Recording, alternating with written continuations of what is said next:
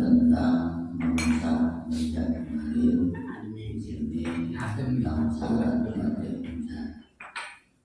hujan atau semacam sepatu kemarin itu syarat-syaratnya bagaimana supaya sah menggunakan hujan. Pertama, ayat tabi'an salma pada zaman supaya sah mengusap hujan tanpa memasuk kakinya. Yang pertama, memakai wajahnya harus setelah suci, hadas besar dan hadas kecil. Dan suci dan tidak benar hubungan besar maupun hadas kecil alias sedang. Wa ayyakuna sa'irul lima hadil qasli minal qadami. Yang kedua, syarat dan dua itu harus menutupi tempat basuhan kaki dari mulai telapak kaki. Jadi telapak kaki sampai ke seluruh mata kaki itu. Jadi kalau hujannya tidak menutupi itu, dia tidak memenuhi syarat mengusap wajah. Bahaya karena mimma yumkinu mutan lahanul masjid. Yang ketiga, syarat tadi harus kuat untuk dipakai caranya, tidak rusak, tidak jebol, dan tidak nembus air. Jadi walaupun tipis tetap kuat dipakai jalan, tidak rusak, tidak robek, dan tidak tembus oleh air. Itu aturannya. Kalau itu nggak terpenuhi, misalnya mobilnya merobek airnya sampai ke dalam, maka dianggap tidak memenuhi syarat atau tidak kuat dipakai tiba-tiba. Atas lebih jawab jemaah para muslim yang jadi orang pakai Rasulullah teman-teman ke masyarakat. Ya, di sini hadisnya yang kedua adalah hadis Mughirah. Bahwa Mughirah ini pernah kemudian disaksikan oleh Rasul begitu sampai ke kaki maupun kaki, sedangkan dia ada mojaknya. Ini itu pas pakai mojaknya mau dilepas sedangkan mau basuh kaki. Dilihat oleh Nabi, dia kemudian Nabi bilang, "Dak rumah, biarkan, tidak usah dilepas mudahnya. Pak ini atau rumah, karena sebelumnya saya sudah memakainya dalam keadaan suci alias boleh diusap mudahnya aja, nggak harus dilepas mudah, dimasukkan." Cuma di sini kan ada aturannya, bahwa memakai mudah itu bisa keluar dia suci masih ada aturan lain. Itu artinya waktunya kapan dan sampai berapa. Dulunya usah mudah juga nggak usah dicuci. Dari sini ada dua bagian kan. Kalau orang yang ada di rumah pakai mudah nggak musafir, waktunya cuma sehari semalam alias 24 jam. Ya, berarti kalau dijaga berarti cuma untuk 5 kali sholat. Ya, tapi kalau musafir orang pakai kerja itu sampai 3 hari 3 malam. Jadi beda cara mengenalnya, waktunya berbeda. Orang yang kalau berpergian sehari semalam, tapi kalau berpergian sampai 3 hari 3 malam. Ya cuman tetap saja di sini jangan sampai modal membatalkan gimana?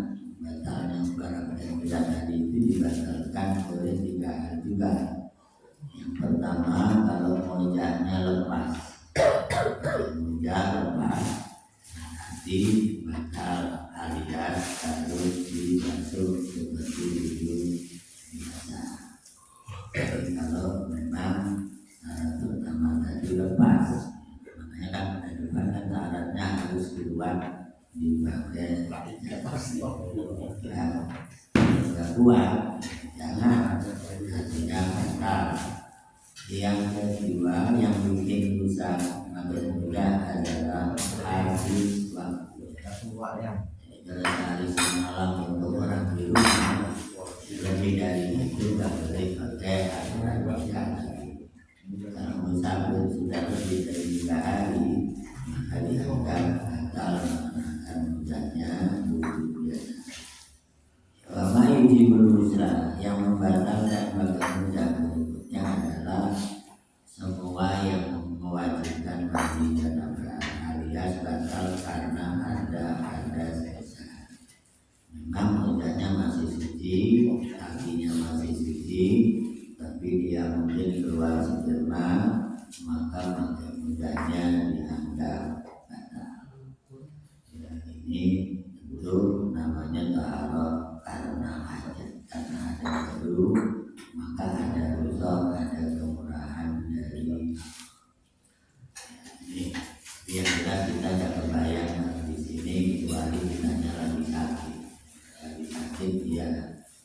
Jadi kalau orang pakai punya itu kan karena ada alasan. Sama juga orang tayamum, ini juga ada bertayamum. Syarat tayamum itu misalnya ada 5 satu usia. Pertama wujud dari jiwa kemarin. Orang boleh tayamum karena ada wujud berpergian. Kemudian bila ada wujud boleh tayamum.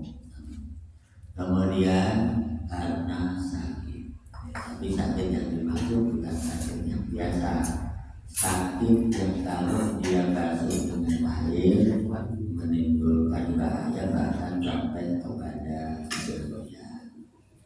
Itu jadi kalau cuma sakit itu ya sudah termasuk. Ini sakit yang kalau kena air makin parah, itu baru ada rusak. Jadi kembali sama aja, baik moja maupun tayamum juga sebenarnya dianggap rusak dan keadaan darurat baru boleh dijalankan. Darurat tidak boleh. Karena sakit di sini tidak pasti namanya juga sakit. Orang sakit kalau dia misalnya kena air kemudian boleh rusak akan sebab penyakit apa ya kalau kena air bahaya kita yang kondisinya bahaya. Karena kalau sakitnya kena air lebih parah nantinya justru malah berbahaya. Makanya Islam itu mengutamakan kemaslahatan daripada kemaslahatan. Semua hukum Islam tidak sama. Artinya kalau sesuatu madorot dengan manfaat bertabrakan, maka dalam Islam manfaatnya yang dikalahkan, madorot yang dimenangkan. Jika apapun bentuknya hukum Islam semuanya kayak begitu. Ya, ketika tadi madorot menimbulkan bahaya kalau dia pakai air, maka boleh pakai hujan, boleh pakai yang namanya ini biasanya yang pakai hujan di rumah itu umumnya seperti penyakit diabetes. Diabetes itu kan kadang-kadang kakinya dioperasi. Terus setelah dioperasi bersih, kemudian diperban. Nah itu baru boleh pakai hujan. Jadi biasanya kena sakit-sakit begitu yang kira-kira kena air banyak. Kan kalau habis operasi diabetes kaki kan nggak boleh kena air biasanya. Dan itu namanya darurat, boleh dia menggunakan hujan. Cuma karena dia di rumah waktunya sehari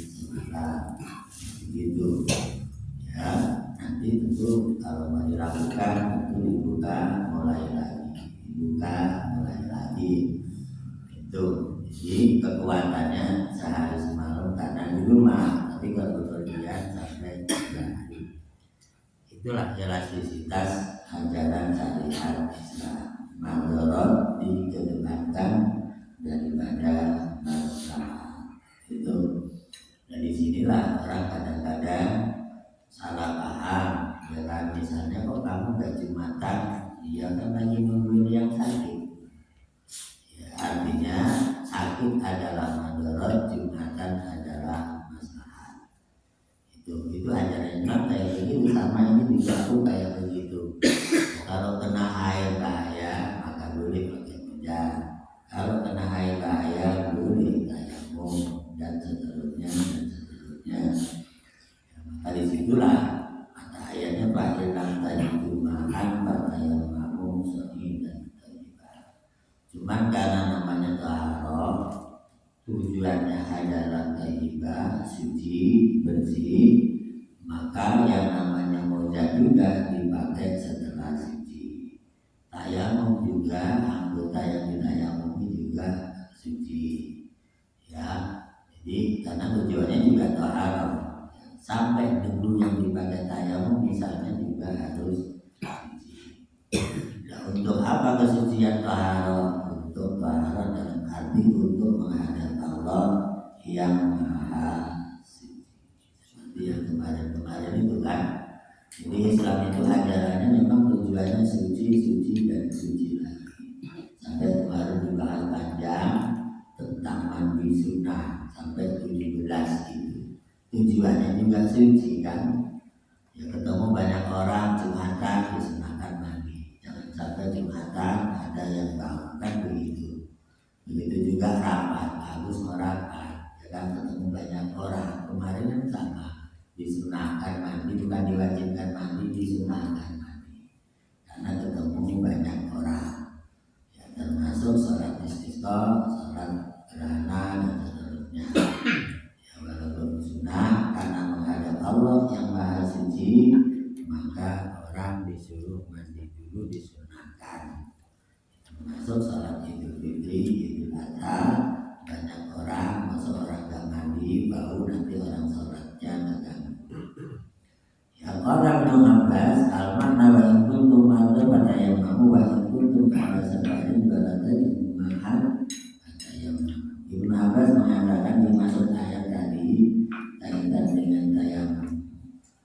Maka tayamum ini dulu ada asbabun nuzul ayatnya. Ini zaman Nabi ayat tayamum ini turun. Bahilan tayyibul ma'am fatayammamu sa'idan thayyiban. Itu sahabat langsung tergambar. Kalau Anda mau mandi janabah gimana tayamumnya? Mereka belum dijelaskan oleh Nabi, sudah ada yang menjalankan. Sedangkan ibadah harus diajari dulu oleh Nabi. Ya, rupanya dia belum nanya sama Nabi, ayatnya baru turun, belum dijelaskan di hadisnya. Dia langsung janabah mandi di padang pasir, badannya disiram pakai debu. Ya, sekujur badannya. Akhirnya gimbal, rambutnya gimbal, semuanya gimbal. Ya karena baru turun tayamum dengan debu yang suci. Yang penting kan suci kata dia. Diuruk badannya. Ya begitu Nabi lihat, kamu lagi apa? Lagi mandi janabah Rasul. Maksudnya janabah tayamum, kan kemarin ada perintah tayamum, ya harus pakai debu. Jadi kalau saya mandi disiram semua, sama tayamum juga saya siram pakai debu semua. Ya itu.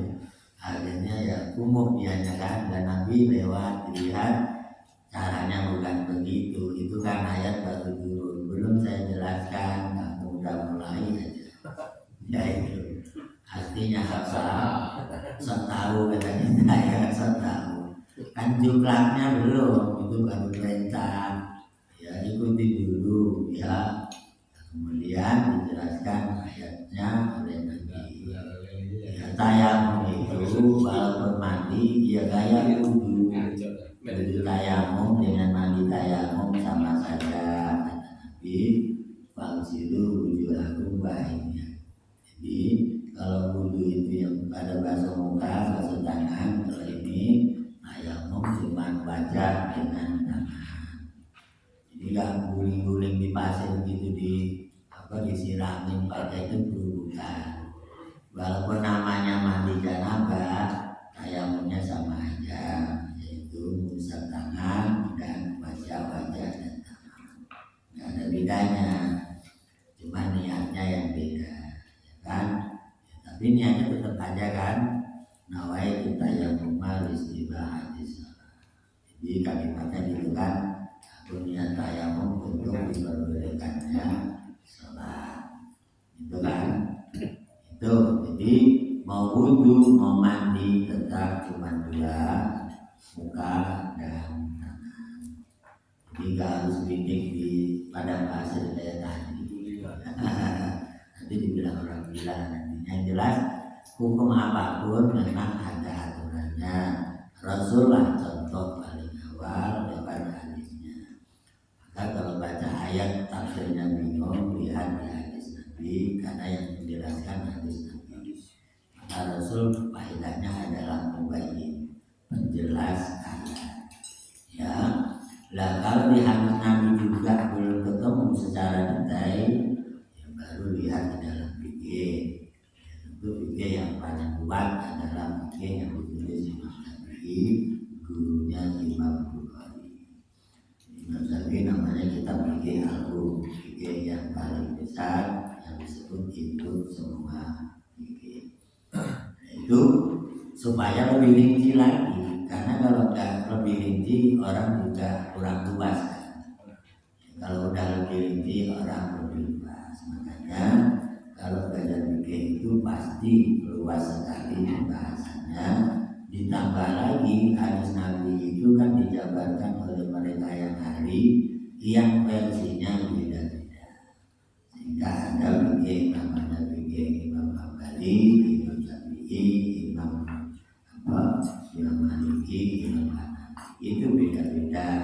Kalau berbeda, tapi kalau kaitan dengan sholat sama saja. Misalnya Imam Hanafi itu kan kalau cerita zakat itu sangat luas sekali.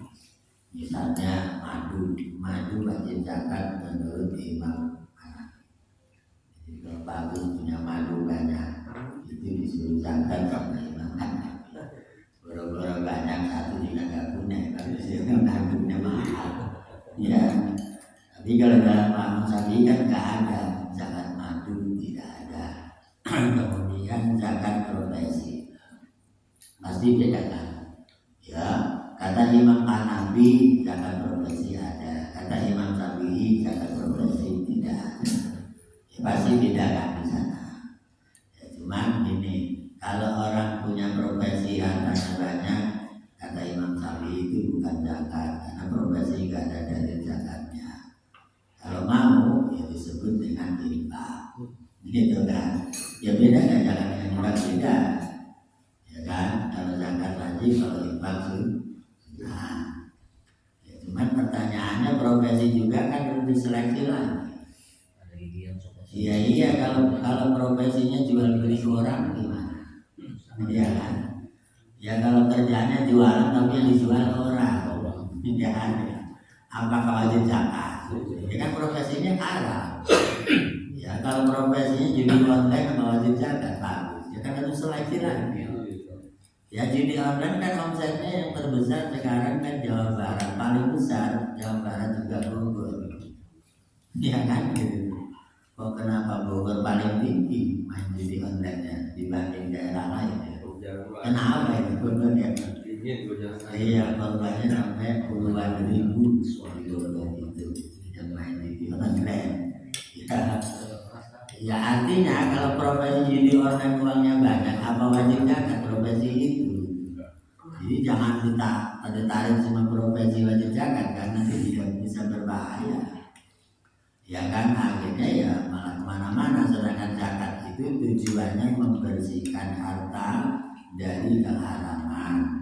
Dan sekarang kalau hartanya sudah haram, dibersihkan gimana? Iya kan gitu.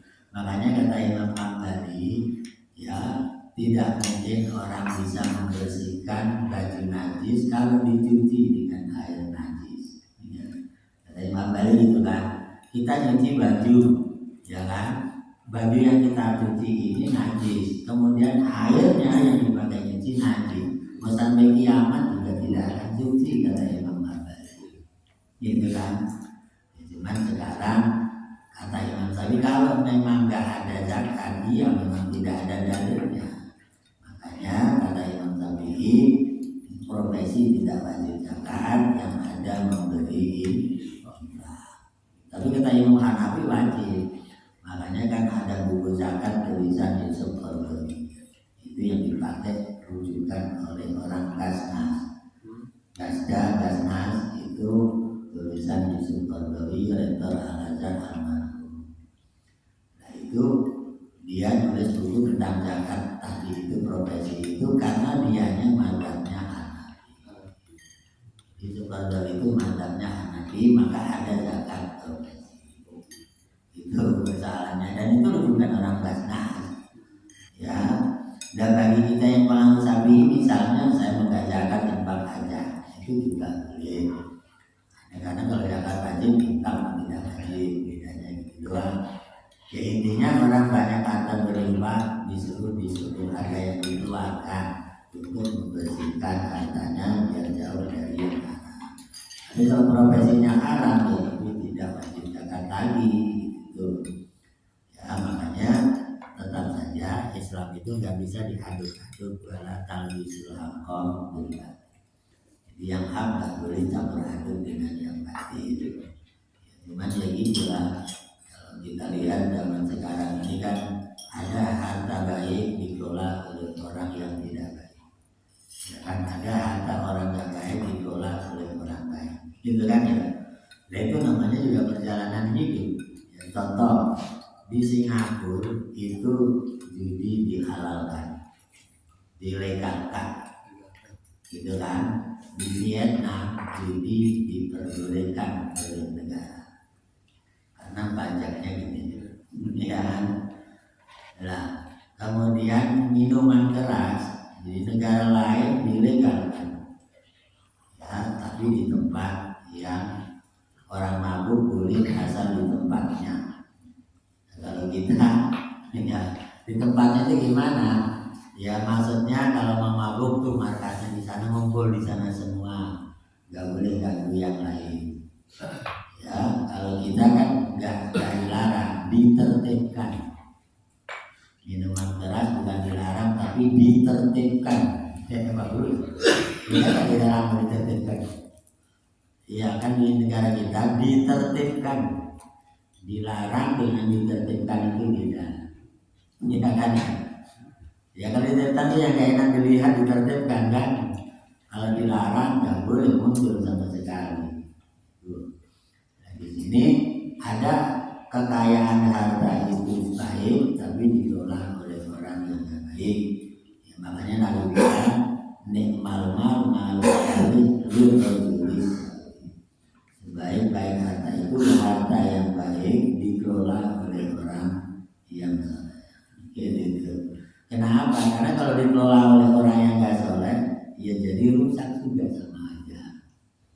Ya, misalnya orang pungutan untuk apa ini? Untuk lomba MTQ gitu kan ya, bagus kan? Ya uangnya tuh bagus gitu loh.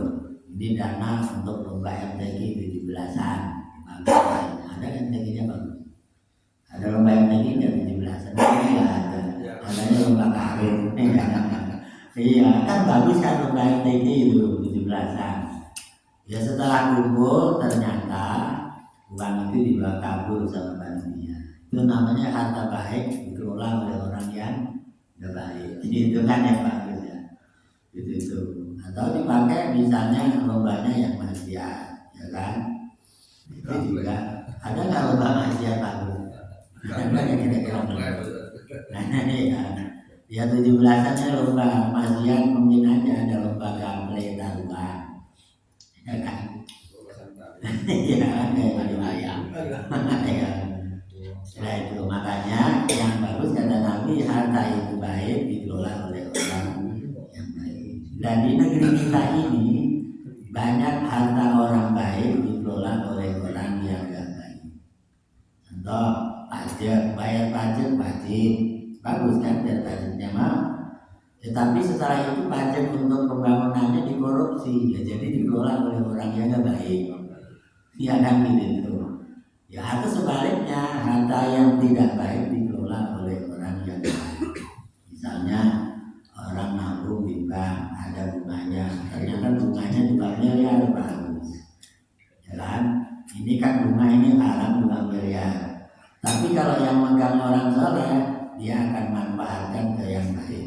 Kira-kira bisa nggak yang tidak baik tadi jadi baik? Itu kan bagus. Ternyata bisa.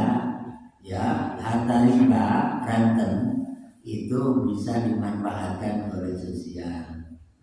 Sosial itu artinya menjadi selokan yang sifatnya umum lah.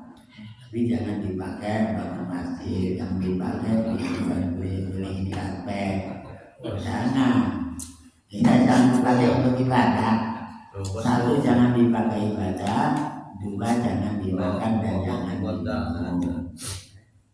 Jadi akhirnya selokan bagus, jalan bagus, walaupun uangnya dari renten. Namanya haram dikelola oleh orang soleh ya jadi bagus.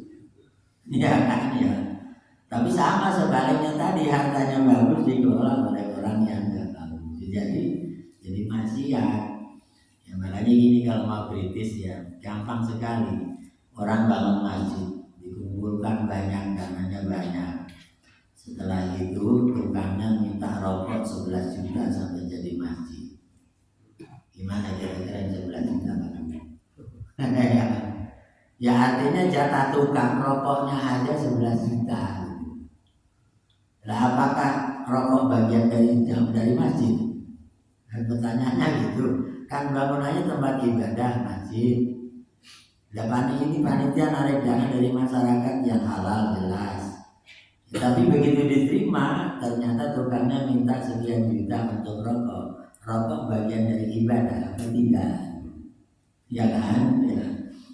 Makanya kadang-kadang ditegur begitu itu ngambek kan panitianya. Padahal gak masuk bagian dari masjid. Dan nanti kalau di akhirat mana cari jasanya di masjid? Jawabannya jadi rokok gitu Pak. Hilang pahalanya jadi abu. Gitu. Ya kan kayak begitu. Ditarik aja, kok saya nggak ada pahalanya kan dulu saya di masjid ternyata uangnya jadi rokok. Nah rokok sampai ke akhirat kan nggak bagus, ya kan ya? Karena nggak masuk dalam bangunan masjid kan rokoknya di luar. Nah itu kadang-kadang orang kurang kritis pemanfaatannya. Ya makanya harusnya yang sifatnya gitu itu di luar infak masjidnya. Ya kan? Misalnya udahlah. Ya kalau mau ya orang-orang yang itu aja yang tadi aja judi online-nya saya beli rokok sih Pak. Jangan gitu itu. Jangan harta yang bagusnya. Nantinya di akhirat ditagih mana pahala saya kan kasihan nantinya. Bisa diomelin banyak orang dia. Kok saya nggak ada pahalanya? Dia uangku diambil tukang beli rokok lagi mana nanti di akhirat. Makanya itu cerita manfaat dengan madorot sesuatu yang kadang-kadang harus ditimbang. Ustaz, Ya. kan kita kadang-kadang menyuruh orang nih ngecat musola, terus karena nggak seberapa nih buat rokok aja lah, itu ijab kabul begitu boleh? Maksudnya ini bagian dari musolanya. Bukan ke tetangga itu kan, ke tetangga itu nih tenaga rekrutnya nggak ngasih buat rokok aja gitu. Oh. Bahasanya itu. Iya nggak dibayar. Yang ngecat nggak dibayar dikasih rokok. Iya artinya kalau itu diniatkan ke rokok kan berarti bukan bagian dari musala gitu loh.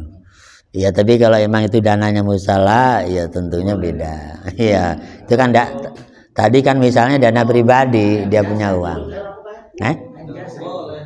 Iya. Iya. Iya. Iya, itu kan saya ngupain. Kalau saya lebih suka bahasanya dirubah, ini uang rokoknya, ganti sih ini uang ngopinya. Ya kan ya. Kalau ngopi kan jelas bagus ya. Ya artinya jangan disebut uang rokoknya karena rokok itu mubazir. Tapi kalau ngopi kan manfaat. Beda bagus ya. Walaupun bahasa yang ya maknanya mau sama kan. Tapi kata rokoknya dengan kata ngopi kan beda. Berarti kata mubazir berarti itu haram ya? Apanya? Mubazir. Yang mengatakan mubazir udah pasti rokoknya haram merokoknya. Ya ya kan semua yang mubazir itu haram. Ya karena temannya setan alias haram gitu itu. Ya cuma ya ya. Iya. MBG katanya. Ada MBG pakai rokok gitu. Makan bergizi gratis pakai rokok. Gitu Pak Guru. Ya. Ya intinya gini, kaitan dengan merokok itu ada dua kan, dalam fikih ada yang menyebut makruh. Makruhnya karena sisi mengganggu orang. Makruh karena mengganggu orang. Ya kan, bau rokok itu kalau sholat berjamaah ketahuan nih tukang rokok gitu kan. Yang lain keganggu, masukkan di hidungnya. Sama juga rokok itu mirip dengan jengkol. Jengkol makruh karena baunya mengganggu orang banyak. Jadi kaitannya dengan makruh. Tapi kalau kaitannya dengan mubazirnya haram gitu loh. Ya. Dari sisi dampak ngerokok bau kanan kiri keganggu makruh. Ya kan? Tapi kalau habis tidak ada artinya namanya mubazir. Ya makanya itu ada yang mengatakan haram karena mubazir, ada yang mengatakan makruh karena ganggu baunya. Gitu loh. Sama juga jengkol makruh karena baunya ganggu yang lain gitu itu. Iya. Ya karena manfaatnya ada makan jengkol kan. Tapi ganggu baunya makruh. Iya, ya itu ada yang bilang rokok ada manfaatnya, iya kan? Tapi mengganggu baunya makruh, gitu itu kan? Ya tapi kan sekarang ada juga baunya menimbulkan madorot, karena sekarang ada orang masukkan ganja dalam rokok, begitu kena asap semuanya mabuk kanan kiri. Lu ada yang sekarang gitu Pak Guru? Orang-orang tukang mabuk kan bodoh canggih sekarang. Ya dicelupkan ke ganja dulu baru merokok, kanan kiri kena asapnya mabuk. Ya itu ya zaman makin berubah maksiatnya. Ya makanya begini, kita ini menjadi sasaran maksiat di Indonesia itu dari dulu nggak beres-beres, ya kan? Namanya narkoba dari selatan Australia, dari utara Cina, gitu kan? Ya dari dulu nggak beres-beres. Ya karena di pinggir laut itu yang dimanfaatkan sehingga kita ini jadi tempat penjualan segala bentuk barang yang haram sampai yang halal, ya kan? Kita ini negara konsumen bukan negara produser. Ya kan ya. Ya kapan kita jadi negara produser Pak Guru ya? Ya kayak kita kan produsernya padi ya, tapi berasnya kurang. Ya kurangnya karena dioplos entah apa nggak tahu, akhirnya kurang. Masa kita ngambil beras dari Jepang? Dari Jepang kan pertaniannya sedikit, kita pertaniannya banyak. Kenapa beras ngambil dari Jepang? Ya iya kan, yang sawahnya itu dulunya dari bebatuan. Jadi yang kita khawatir sekarang itu ke depan bangsa kita ini dihadapkan banyak masalah.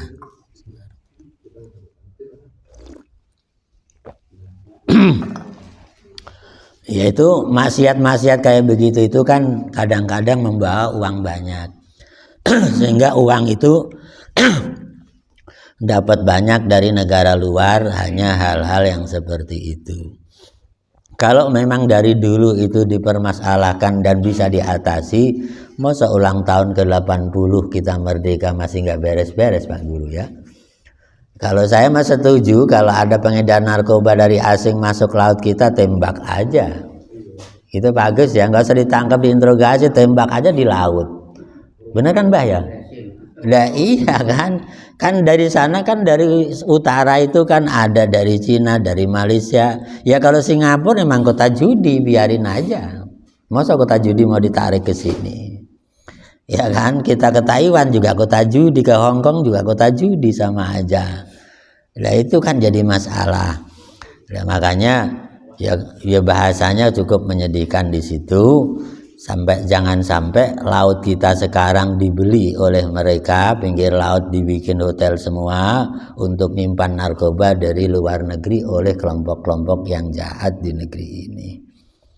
Ya iya kan, karena tadi itu gimbong-gimbong begitu lepas lagi karena dikasih uang aparatnya, kan repot. Akhirnya anak-anak yang jadi korban.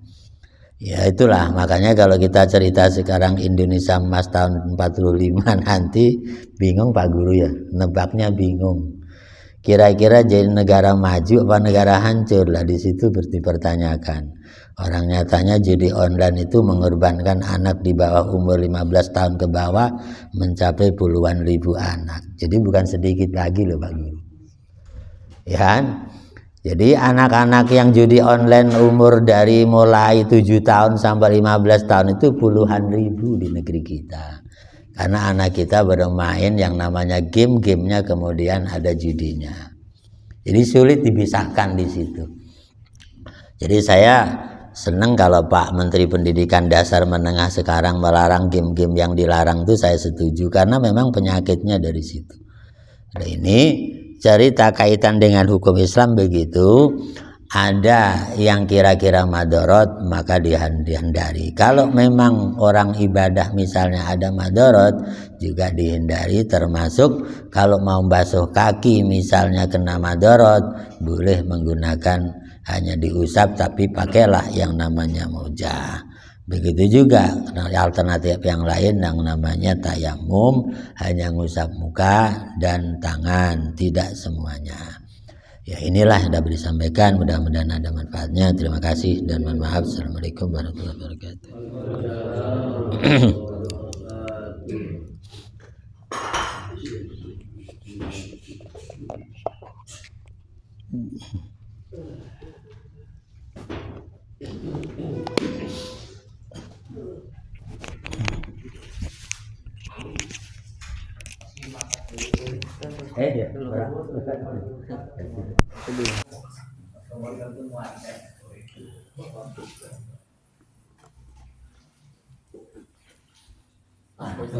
Ya.